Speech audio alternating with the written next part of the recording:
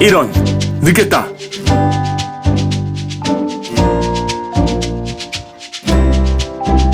안녕하세요.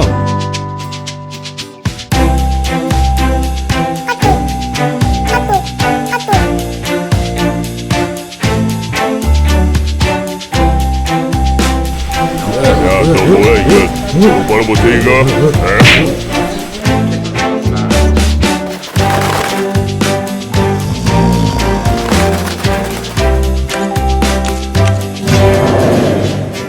뭐야, 이건 예배가 아니잖아!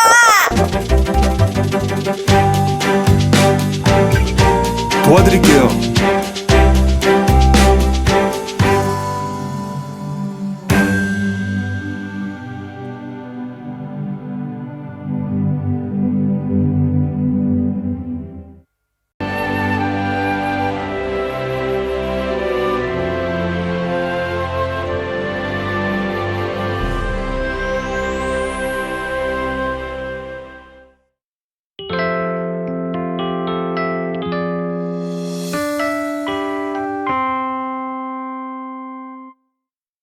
미국의 어느 피자 회사에서 배달을 나가는 직원들에게 이렇게 교육을 한답니다. 당신들은 지금 $4,000짜리 피자를 배달하고 있는 것입니다. 아니, 피자 한 조각 또는 한 판 몇 달러 하지 않는데 왜 $4,000라고 할까? 자기가 지금 배달 나가서 만나는 그 고객 한 사람이 만약에 평생 동안 피자를 시켜서 먹는다면 대략 추산하면은 $4,000 정도 된다는 거예요. 큰 금액 아닙니까? 그래서 한 고객을 놓치면은 그만큼 많은 손실이 있다. 이것을 마케팅에서는 이렇게 이야기합니다. 고객 생애 가치다. 한 사람이 어떤 회사의 제품을 꾸준하게 일생 동안 그렇게 팔아줄 때에 그 전체의 가치를 고객 생애 가치, Customer Life Value라고 하는데 줄여서 LTV라고 합니다. 아까 그 피자 회사의 경우에는 LTV가 $4,000이라는 말입니다. 자, 잘 되는 회사, 한 사람의 고객에게 최선을 다하고 정성을 다합니다. 한 사람을 소중하게 여기는 사람, 한 사람을 소중하게 여기는 단체, 한 사람을 소중하게 여기는 교회는 반드시 잘 되게 되어 있습니다. 그것이 창조주의 창조 원리이기 때문에 그래요. 이것이 가장 기본적인 것이고 상식적인 것이지만 사실은 기본적이고 상식적인 것이 가장 힘듭니다. 오늘날 각 분야마다 경쟁이 얼마나 치열합니까? 회사다, 식당이다, 교회도 오늘날은 경쟁 시대입니다. 그런데 무엇으로 경쟁합니까? 본질로 경쟁해야 되거든요. 본질이 뭡니까? 경쟁의 중요한 원천 중에 하나가 바로 한 영혼, 한 사람을 얼마나 소중히 여기느냐. 이것이 강력한 경쟁의 원천이라는 것입니다. 여러분의 비즈니스가 잘 되기를 원합니까? 한 사람을 소중하게 여겨야 됩니다. 기쁨의 교회 잘 되기를 원합니까? 그러면 오시는 한 분 한 분 우리가 소중하게 최선을 다해야 된다는 것을 아시기를 바랍니다. 자, 여러분, 그런데 한 사람은 그 한 사람이 중요한 것으로 끝나는 게 아니에요. 또 왜 중요하냐? 다른 사람들에게 파급 효과를 계속 미친다는 거예요. 영향력을 계속 발휘합니다. 세계 최고의 세일즈맨을 들라 그러면 조 지라드라고 하는 자동차 세일즈맨을 이야기를 하게 될 것입니다. 이 사람은 35살까지는 인생의 낙오자로 소망이 없었던 사람입니다. 그러다가 우연히 35살에 자동차 판매하는 그 일을 맡게 되었어요. 처음 몇 개월은 정말 말도 더듬고 헤매기 시작했습니다. 그런데 이 사람이 드디어 원리를 터득하기 시작하는 거예요. 그러면서 이 사람이 현역 활동을 하는 기간 동안에 15년 동안 무려 자동차를 13,001대를 팔았습니다. 하루 평균 자동차를 4대를 팔았어요. 여러분이 전혀 감동을 안 하시네. 여러분 한 10대 파는가 봐요. 라면이 아닙니다. 라면 4개를 판 게 아니라 자동차를 4대를 팔았다고요. 15년 동안 계속. 그런데 사람들이 도대체 당신의 그 전설적인 세일즈 기록은 어디에 그 비법이 있습니까? 물어보면 이 조 지라드 씨는 이렇게 이야기한답니다. 250의 법칙입니다. 한번 따라 하실까요? 250의 법칙. 자, 이 말이 무슨 말이냐? 이분이 이렇게 이야기합니다. 한 사람의 고객은 그 한 사람으로 끝나지 않고 대략 그와 관계되어지는 250명의 사람들과 네트워크가 되어 있다는 거예요. 그래서 한 사람의 고객과 좋은 관계를 맺는다는 것은 250명의 잠재 고객을 얻는 것이고, 한 사람의 고객과 틀어지면 250명의 잠재 고객을 잃어버리는 것과 같은 효과를 발휘한다는 것이죠. 이게 상식적인 이야기지만 저는 이 법칙대로 최선을 다하여 한 고객을 마치 250명의 고객을 대하듯이 그렇게 세일즈 해왔다는 것입니다. 그러니 이게 잘 될 수밖에 없겠지요. 여러분, 교회도 보면은요, 정말 교회로 나와가지고 한 사람이 크게 감동받고 제대로 은혜를 받으면 이 사람은 가만히 있지 않습니다. 자기 주위에 있는 사람들에게 영향력을 미쳐요.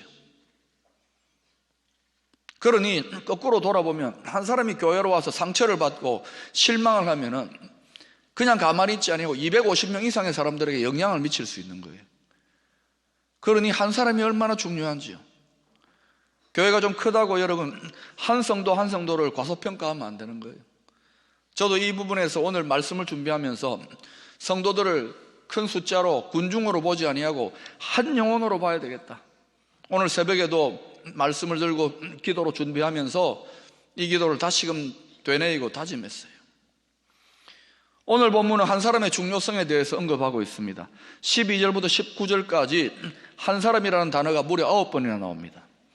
한 사람이 어떻게 살아가느냐, 그 사람이 어떻게 순종하느냐 불순종하느냐에 따라서 많은 사람들의 운명이 성패가 갈리워진다는 것입니다. 우리는 쉽게 이렇게 생각합니다. 그까짓 거 하나님 뜻대로 순종하면 될 거 아니냐고. 그런데 여러분, 그게 그렇게 호락호락하지 않아요. 오래 믿으신 분들은 그렇게 쉽게 대답 못할 겁니다. 왜요? 만만치가 않거든요. 우리가 순종할 만한 것들은 다 순종 잘합니다. 그런데 하나님 말씀 중에 내가 받아들이기 힘들고 내 가치관과 내 이전의 사고방식과 다른 것은 슬쩍슬쩍 넘어가는 경향이 우리에게 있지 않습니까? 우리의 자아가 강한 거예요. 그래서 베드로처럼 호언장담하면서 목숨을 걸고 주님 길 따르겠다고 처음에 그렇게 생명이라도 바칠 듯한 기세로 달려들던 분들이 얼마 못 가서 믿음의 열정이 식어버린다든지 또는 심지어 불순종하는 일들이 왕왕 일어나는 거예요. 제가 사역을 하면서 또 저 자신을 관찰하고 또 많은 성도들을 관찰하면서 죄인된 인생이 예수를 믿어서 하나님의 사람으로 성숙해가는 과정이 마치 마약에 중독되어진 사람을 치료하는 회복의 과정과 비슷하다는 생각이 듭니다. 여러분, 마약이 얼마나 중독성이 강합니까? 좀 고쳐놓았다 싶은데 다시는 안 해야지. 그런데 또 어느새 그 짓을 하고 있는 것입니다. 죄의 중독성도 못지않아요. 강력합니다. 그래서 많은 성도들이 다시는 하지만은 또다시 넘어지고 또다시 쓰러지는 것 이유가 있는 거예요. 성경은 그래서 이 죄의 문제, 자꾸 넘어지게 만드는 죄성의 문제에 대해서 그걸 치료해라, 극복해라 이런 식으로 가르치지 않습니다. 그건 세상의 가르침이고, 성경은 뭐라고 이야기하느냐? 죄에 대해서 죽으라고 이야기합니다. 여기에 하나님의 지혜가 있는 거예요. 변화해라, 바꿔라, 극복해라. 이거는 누구나 할 수 있는 소리입니다. 그런데 안 돼요, 해봐도. 그런데 하나님은 성경 말씀을 통해서 죄에 대해 죽어야 된다. 진짜 여러분이 새 생명으로 살고 변화되기를 원하고 새로운 예수 믿고 인생을 살기 원한다. 죽어야 됩니다. 변화되는 게 아니라 죽어야 그때 부활의 새 생명이 나타나는 거예요. 그래서 하나님이 죄가 없으신 예수님을 십자가에 내어주셨잖아요. 그리고 다시 부활했습니다. 왜 예수님이 그런 삶의 순종을 보였을까요? 죄가 없으신데도. 그것은 이 뒤로 예수 믿는 죄성을 가진 우리 죄인된 우리가 예수님의 방식으로 살아야 된다는 거예요. 죄에 대해서 죽고 다시금 부활의 새 생명으로 살아가는 그 삶의 모범을 예수님이 십자가와 부활로 가르쳐 주신 거예요. 그 십자가와 부활은 그냥 신학적 교리라기보다는 모든 성도들의 라이프 스타일이에요. 죽고 산다. 이것이 기독교 신앙의 기본인 거예요. 죄에 대해 죽을 때 새로운 인생이 펼쳐집니다. 우리가 예수 믿고 여전히 죄에 대해서 이전에 예수 믿기 전에 그러한 가치관과 삶의 방식을 그대로 살려놓고서 여러분이 교회 왔다 갔다 한다. 하나의 형식적인 종교생활, 무의미한 종교생활은 될지 몰라도 새로운 인생의 혁명적 변화는 일어날 수 없는 것입니다. 죽어야 산다. 죽어야 새로운 인생이 열린다는 것을 기억하십시오. 그런데 죽이는 것이 쉽지 않아요.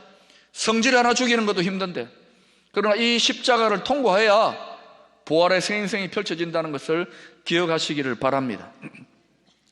1838년에 자마이카의 노예들이 해방이 되었습니다. 얼마나 기쁘겠습니까? 오랜 노예 생활에서.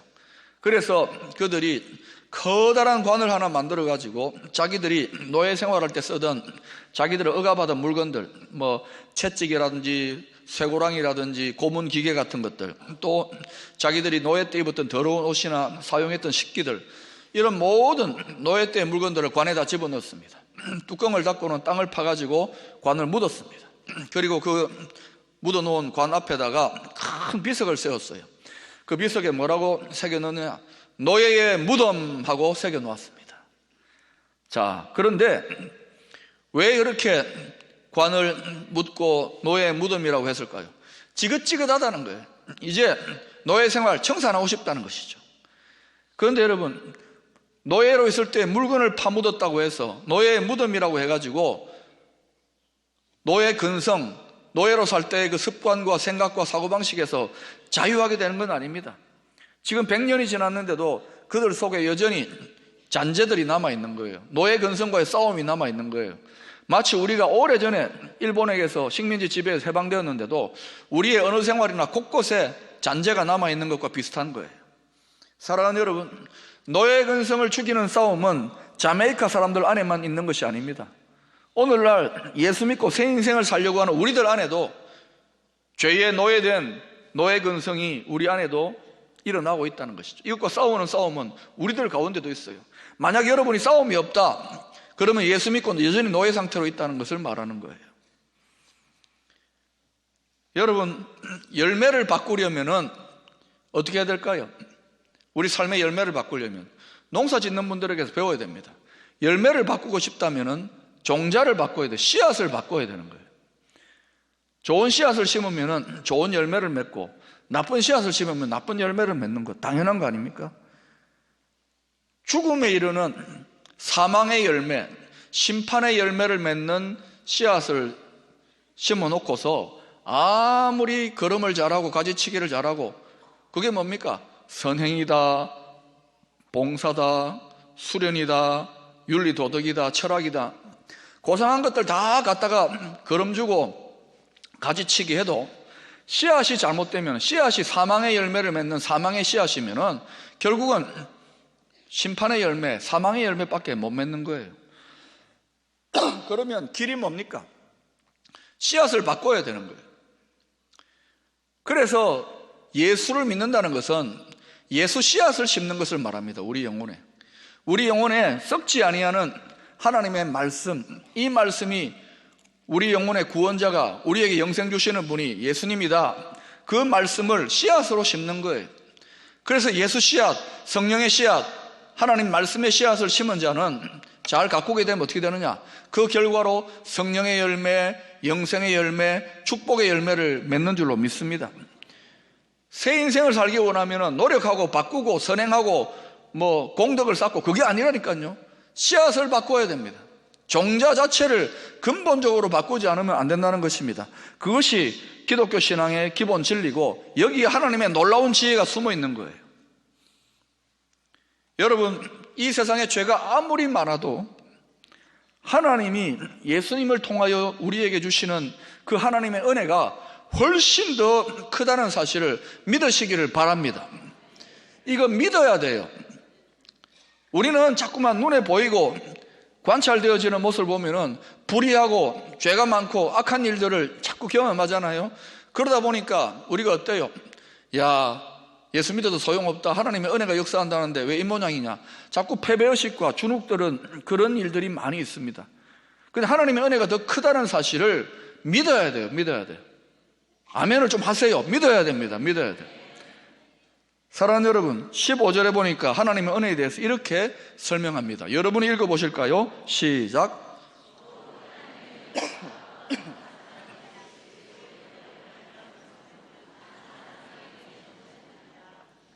은혜가 어떻게 한다고요? 넘쳤느니라. 부족하다고 이야기하잖아요. 영어로는 overflow. overflow가 뭡니까? 흘러서 넘쳐난다는 것이죠. 부족하지 않고 흘러 넘치는 거예요. 제대로 은혜 받고 깨달은 눈으로 보면 우리가 늘 은혜가 부족하다고 구걸하러 다니는 것 같지만 그렇지 않습니다. 은혜가 이미 십자가에서 예수님이 이미 죄와 사망의 권세를 깨뜨리시고 축복의 길을 열어주셨기 때문에 영적인 세계, 창조 세계에 하나님의 진리와 원리로 보면은 팩트, 사실 자체가 뭐냐 하면은 넘쳐나는 은혜가 이미 임했다는 것입니다. 믿습니까? 그래서 은혜가 부족하다, 은혜가 결핍하다는 말은 우리가 그렇게 느끼는 것이지 팩트, 사실 자체는 은혜가 넘쳐난다는 거예요. 특별히 어느 곳에 은혜가 넘칩니까? 죄 많은 곳에 은혜가 넘쳐나요. 죄 많은 곳에. 사랑하는 여러분, 그래서 바울은 로마서 8장에서 모든 이 세상의 핍박이나 도전이나 어떤 것들도 그리스도 예수 안에 있는 하나님의 사랑에서 끊을 수 없다, 그 은혜에서 끊을 수 없다고 그렇게 이야기합니다. 그러면서 바울이 뭐라고 합니까? 우리가 이 모든 일에 대해서 넉넉하게 이긴다, 이길 수 있다. 그것도 그냥이 아니라 넉넉하게 이길 수 있다고 하나님의 승리를 외치고 있어요. 왜? 은혜가 넘쳐나기, 은혜가 더 강하기 때문에. 고린도전서 15장 55절에서 또 바울은 이렇게 선포합니다. 사망아, 너의 승리가 어디 있느냐? 사망아, 네가 쏘는 것이 어디 있느냐? 오늘날도 우리 믿는 자들도 장례 치르고 자꾸 죽음의 소식을 듣습니다. 올해도 여러 성도님들이 천국 가셨잖아요. 슬픕니다. 이별하는 것이 가슴 아픕니다. 그러나 그렇다고 해서 우리가 소망이 없느냐? 아닙니다. 우리 영혼에 심어놓은 예수 씨앗, 영생의 씨앗, 말씀의 씨앗 때문에 육은 비록 멸하여, 육의 생명은 멸하였다 하더라도 영원한 생명의 부활을 우리가 기다리고 있기 때문에 바울은 이 진리를 붙잡고 사망아, 너의 이기는 것이 어디 있느냐라고 담대히 외치는 거예요. 팩트를 붙잡는 거예요. 느끼는 감정이나 생각이 아니라, 눈에 보이는 것이 아니라 영적인 진리, 하나님 말씀의 진리를 굳게 붙잡는 것입니다. 할렐루야. 한번 따라 하실까요? 은혜가 이깁니다. 믿음이 이깁니다. 죄와 사망의 권세, 불신과 절망을 은혜가 이기고 믿음이 이기는 거예요. 우리를 둘러싸고 있는 현실이 우리를 자꾸만 좌절하게 만들고 믿음의 혼돈과 의심과 혼란을 겪게 하는 일들이 한두 가지가 아니잖아요. 쉽지 않습니다. 많은 목사님들이나 선교사님도 많이 탄식하는 경우들이 있습니다. 그러나 그때마다 진리, 사실 자체를 붙잡아야 되는 거예요. 말씀을 붙잡아야 되는 거예요. 은혜가 흘러 넘쳐서 오버플로잉해서 넉넉히 이기게 하시는 하나님의 은혜가 넘쳐나고 있는 줄로 믿습니다. 그 사실을 믿을 때에 이 믿음이 우리에게 승리를 가져오는 것입니다. 여러분, 순종의 길을 걸어가는 사람보다 이 세상에 어때요? 불순종하는 사람들이 훨씬 더 많습니다.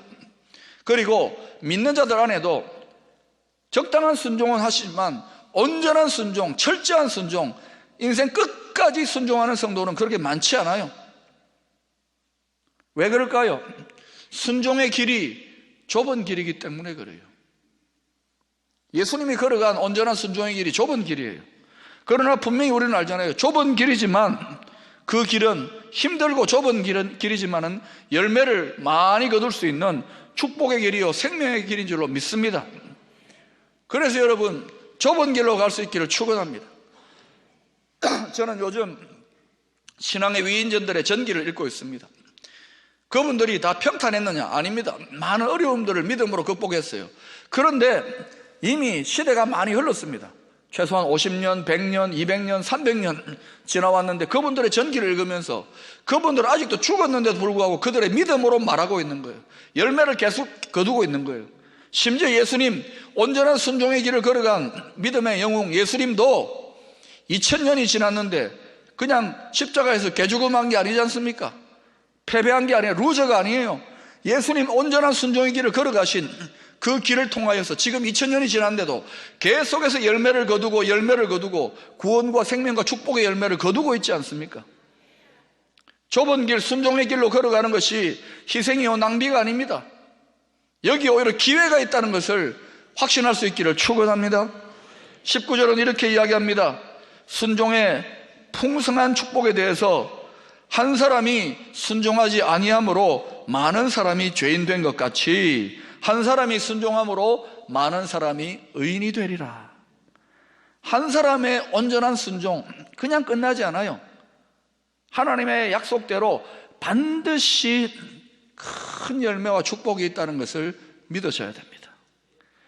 여러분, 소돔과 고모라가 왜 멸망했던가요? 악인이 너무 많아서, 틀린 말은 아닙니다. 그러나 뒤집어서 생각해 보세요. 악인이 많아서가 아니라 의인 10명이 없어서, 하나님이 찾으시는 의인 10명이 없어서 소돔과 고모라가 망했어요. 여러분, 우리 주위에 불순종하는 사람이 너무 많아요. 순종하면서 살아가는 나는 손해보는 것 같아요. 그런 탄식하지 말라고요. 불순종해서 이 세상이 망할 거라고 이렇게 탄식하지 말라고요. 오히려 이 세상이 망하고 하나님의 심판이 임하는 것은 하나님이 찾으시는 그 의인 한 사람이 없어서 망하는 것일 수도 있습니다. 예레미야 5장 1절에 놀라운 말씀이 나옵니다. 여러분 읽어보실까요? 시작.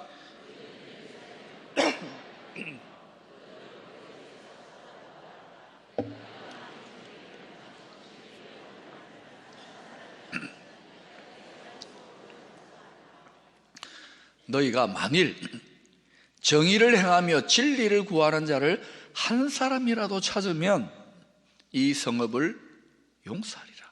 심판이 임하지 않겠다. 한 사람이 없어가지고 망하는 거예요. 한 사람이.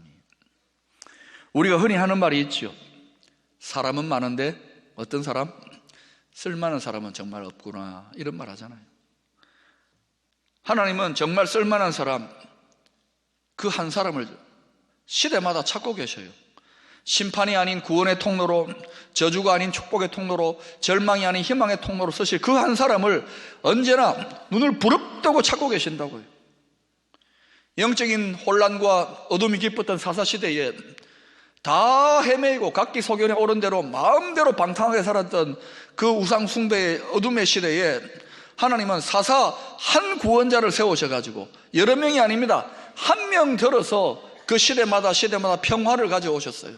승리를 가져오셨다고요. 한 사람이 이렇게 중요한 거예요. 여러분, 박세리라는 골프 선수를 알 겁니다. 어릴 때 자치기를 많이 했는지 얼마나 그렇게 골프를 잘 치는지요. LPGA라고 하는 세계 최고의 권위 있는 미국 여성 골프 대회에서 몇 번이나 우승을 하지 않습니까? 그러고 난 다음에 놀라운 일이 납니다. 한국에 딸 가진 부모들이, 야, 우리 딸도 박세리처럼 만들자 해가지고 너도 나도 골프 훈련시키고 해가지고요. 지금 여러분, 전 세계 LPGA 골프 대회는 전부 다, 거의 대부분 다 한국 여자들이 다 석권합니다. 최나연, 박인비 뭐 이래가지고 막 탁탁 치잖아요. 그게 다 DNA가 어디서 나왔냐? 자치기에서 나왔어요. 탁탁. 한 사람이 길을 여니까 막 따르잖아요, 사람들이. 스포츠도 이런 부분인 거예요. 또 여러분, 조선시대 500년 명문가 지속 경영의 비밀이라는 책을 보면은요, 평범했던 집안인데 이 집안이 명문가가 되고, 그것도 계속 1, 2년이 아니라 100년, 200년 명문가가 되는 그 집안의 내력을 쭉 연구를 해보니까 누군가 한 사람이 있었던 거예요. 그 집안의 어떤 기획자, 그 집안이 명문가가 되도록 기획했던 한 사람이 있는데, 리더가 있는데, 이 사람이 그 집안의 청사진과 비전을 제시하고 그것을 이룰 수 있는 정신적인 원칙과 원리를 제시한 거예요.